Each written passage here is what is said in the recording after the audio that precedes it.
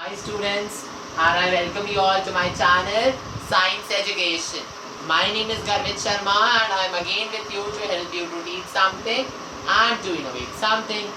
So again in the last video we have studied class 10 science chapter number 12 electricity, but we have studied part 6. In that video we have studied the two factors which affect the resistance of a conductor, and we have left with the remaining two factors. So we will finish up those two factors in this video. So let's start. Start. Okay, so we will start. Effect of the nature of material of the conductor. So the electrical resistance of a conductor, we can say a wire, depends on the nature of the material of which it is made. Means some materials have low resistance, whereas others have high resistance. For example, if we take two similar wires having equal lengths and diameters. Now Cu stands for copper, but what is NiCr? Ni stands for night and Cr stands for chrome. Nichrome. Okay? Means we have taken an example in which we take two similar wires having equal lengths and diameters of copper metal and nichrome alloy. So what we will find that the resistance, means we will find that the resistance of nichrome wire, okay, is about 60 times. Okay, so 60 times means the resistance of nichrome wire or nichrome, the resistance of nichrome wire is about 60 times, which is more than that of copper metal. Okay, so this shows that the resistance of a conductor depends on the nature of the material of the conductor. Now we will talk about effect of temperature.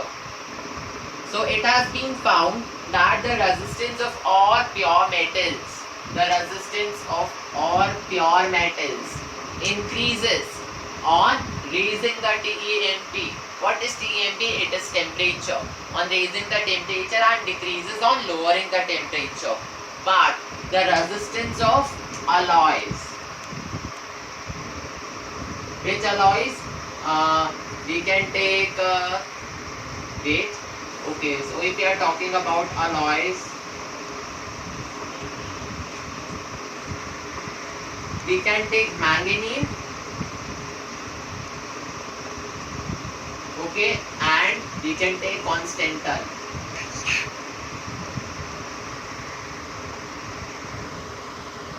Go. Manganese and constantan, okay, and nichrome, which is almost unaffected by temperature. Okay, so this much only is left in effect of temperature. Now we will coming to the most important topic of this chapter, electricity, which is resistivity. Okay, so let's start. See, it has been found by experiments two things, point number 1 and point number 2. What is point number 1? That the resistance of a given conductor is directly proportional to its length. Okay, that is R is proportional to L, so we name it as equation number 1. Now we will take the second point, that the resistance of a given conductor is inversely proportional to its area of cross section. That is R is proportional to 1 upon A. We will name it as equation 2. Now by combining the relations, means we have combined 1 and 2. We have combined both these and we get R is proportional to A, or R is equals to this. We can call this as rho into L upon A. We name it as equation number 3. Now what is the thing that here this is called rho. Okay, is a constant which is known as resistivity.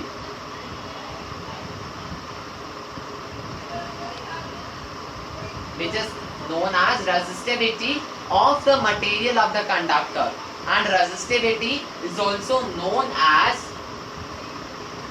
specific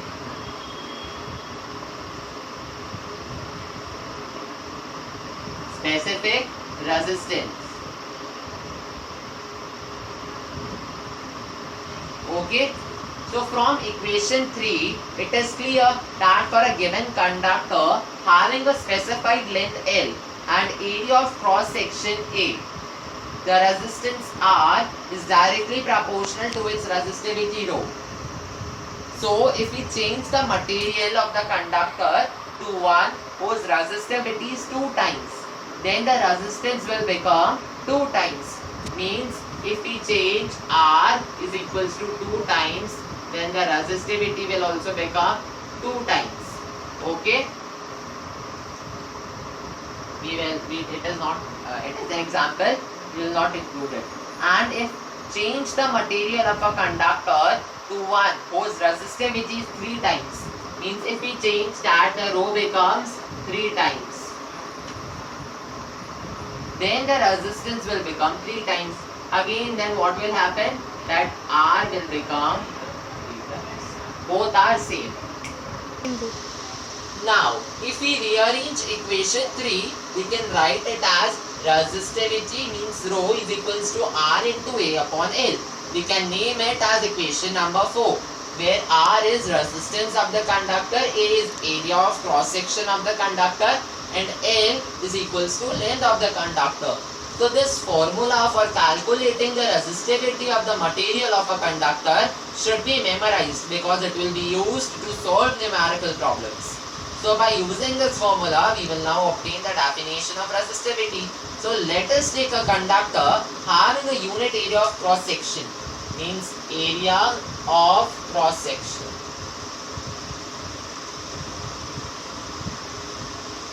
Is equals to 1 meter square. Okay, and a unit length, means length is 1 meter. So putting A1 and L1 in equation 4. Now we will put A is equals to 1 and L is equals to 1 in equation 4. We will get rho is equals to R.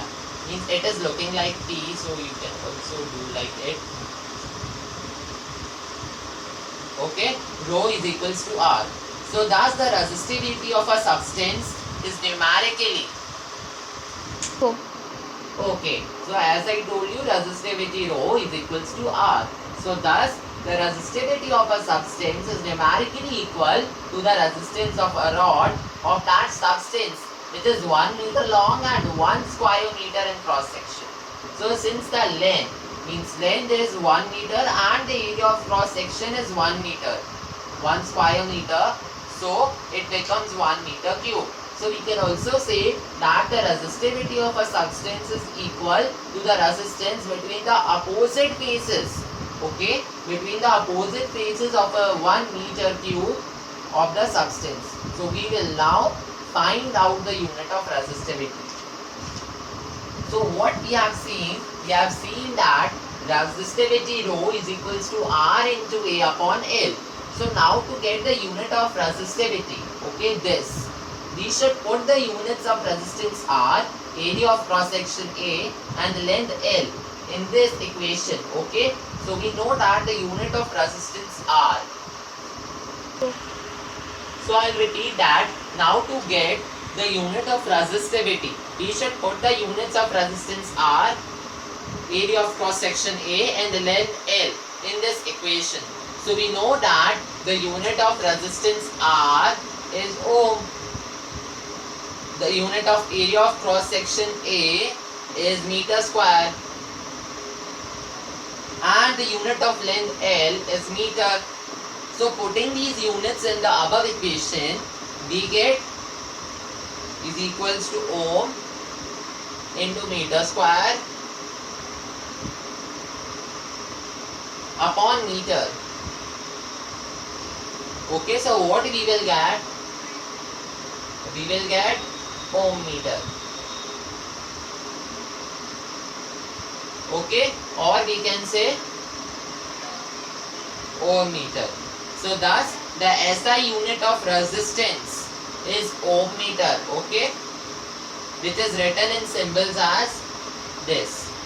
So please note that the resistivity of a substance does not depend on its length or thickness.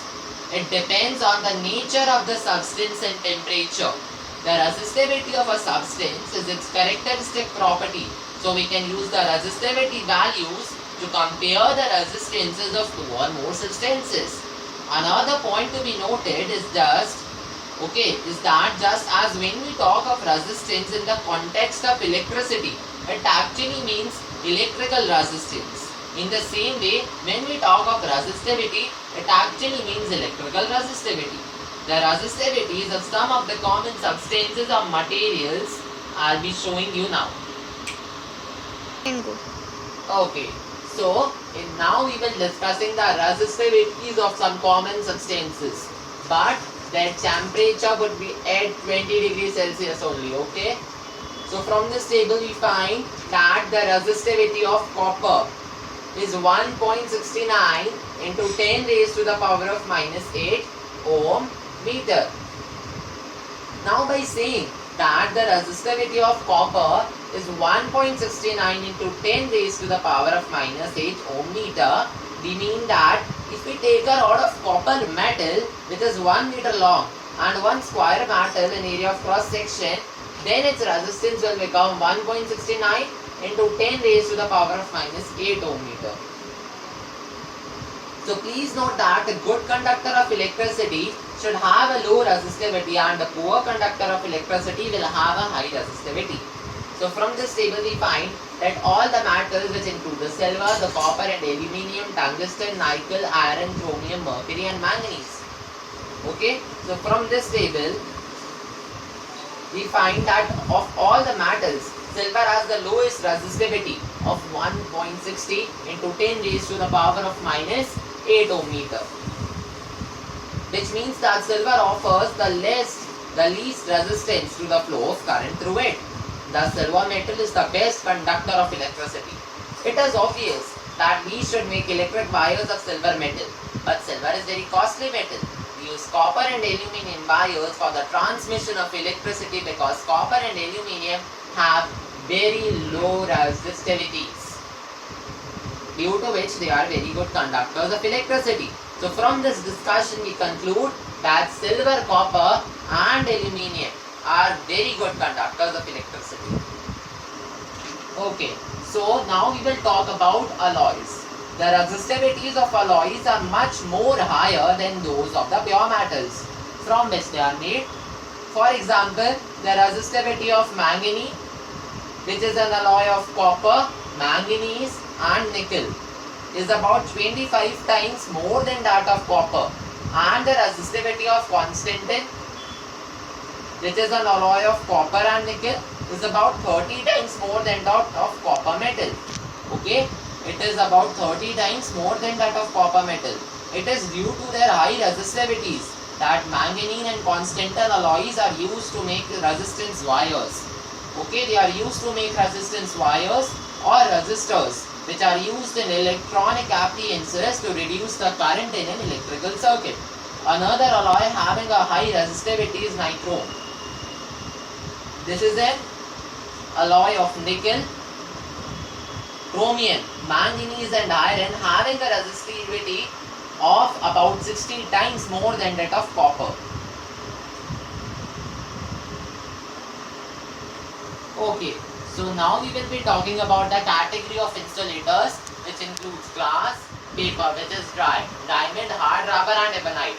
The resistivity of glass is 10 to 10, 14 ohm meter, paper dry 10, 12 ohm meter, diamond. 5 minute बाद मिला ले. Okay, so now the next is diamond, which is 10, 12 to 10, 13 ohm meter, hard rubber which is 10, 13 to 10, 16 ohm meter and ebonite, which is 10, 15 to 10, 17 ohm meter. Okay, so now we will talk about the heating elements. So the heating elements or heating coils of electrical heating appliances, such we can take the electric iron and toaster etc. are made of an alloy which is rather than a pure metal. Why? Because of two reasons. First, the resistivity of an alloy is much higher than that of pure metal. And second, an alloy does not undergo oxidation, means or burn easily. even at high temperature when it is red hot. For example, we will take the nichrome alloy, okay, which is used for making the heating elements of electrical appliances such as electric iron, toaster, electric kettle, room heaters, water heaters, or we can say geysers, and hair dryers, etc. Because nichrome, same reason, nichrome has very high resistivity, due to which the heating element made of nichrome has a high resistance and produces a lot of heat on passing current. Second, nichrome does not undergo oxidation or burn easily even at high temperature. Due to this, nichrome wire can be kept red hot without burning or breaking in air. The resistivity of conductors like metals is very low.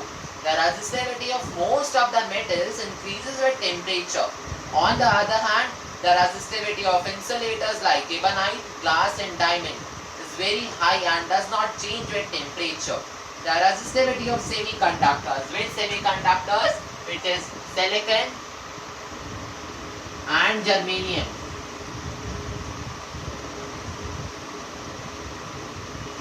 Semiconductors.